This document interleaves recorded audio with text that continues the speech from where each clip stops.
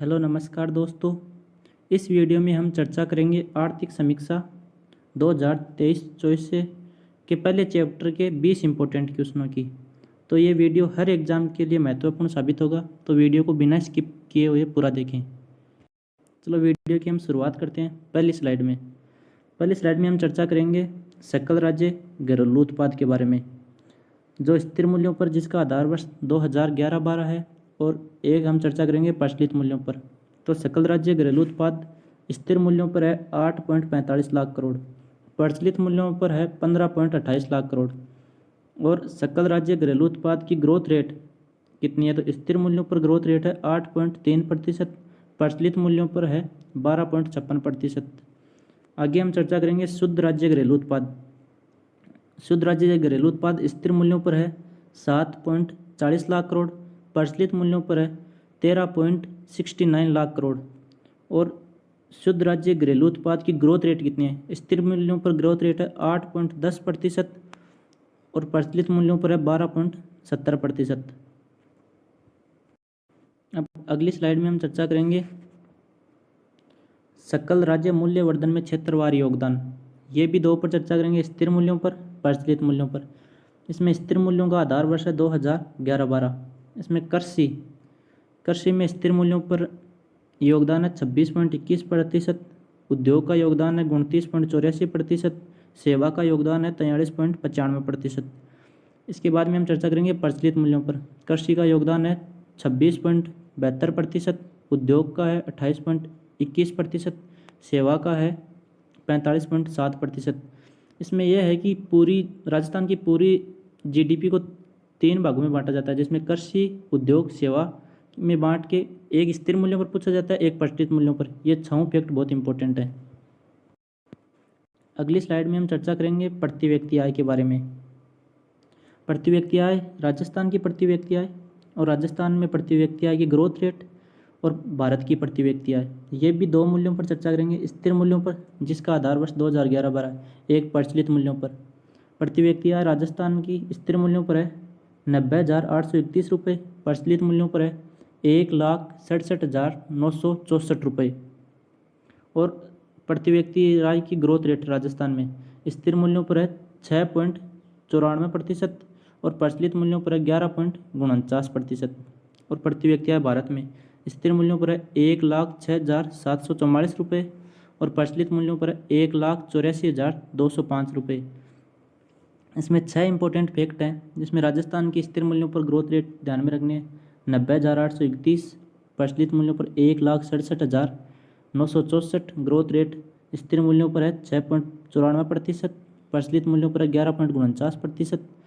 भारत की प्रति व्यक्ति आय स्थिर मूल्यों पर 1,06,744 रुपये, प्रचलित मूल्यों पर है 1,84,205 रुपये।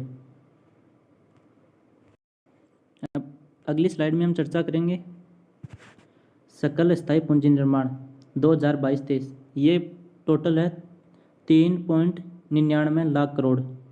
ध्यान में रखना है इफेक्ट कितना है, 3.99 लाख। ये टोटल जीडीपी का कितना प्रतिशत है? तो ध्यान में रखना है 29.43%।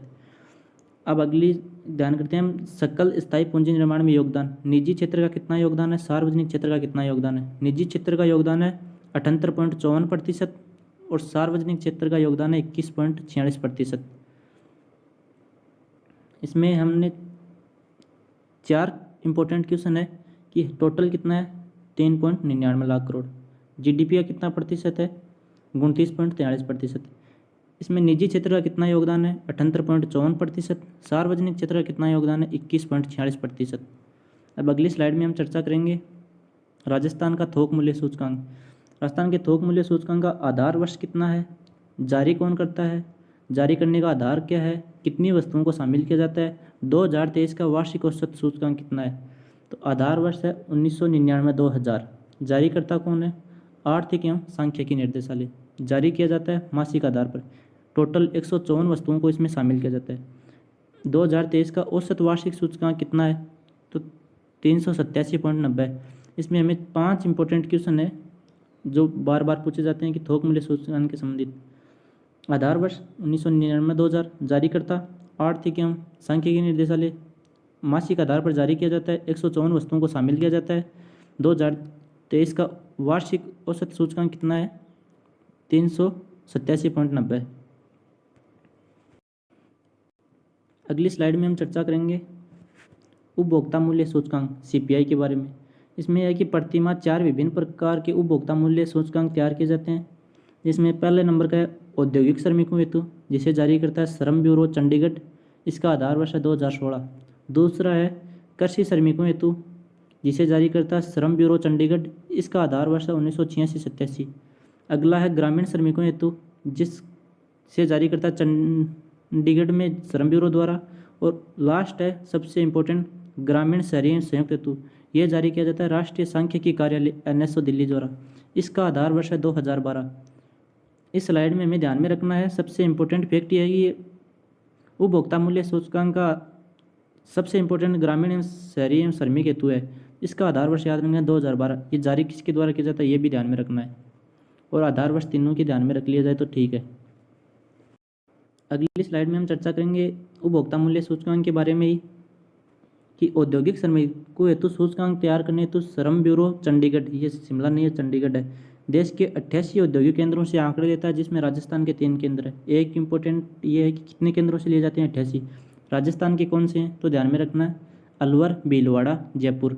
और एक क्वेश्चन आगे ध्यान रखना है कि राजस्थान में वर्तमान में ऊर्जा की अधिष्ठापित क्षमता कितनी है, तो ध्यान में रखना 24,784 मेगावाट। इस वीडियो में हमने आर्थिक समीक्षा 2023-24 के बारे में पहले चैप्टर से समझ जो भी इंपॉर्टेंट क्वेश्चन बार बार एग्जाम में पूछे जाते हैं उनके बारे में मैं चर्चा की है। वीडियो को अच्छा लगे तो लाइक करें और प्लीज़ चैनल को ज़रूर सब्सक्राइब करें। धन्यवाद।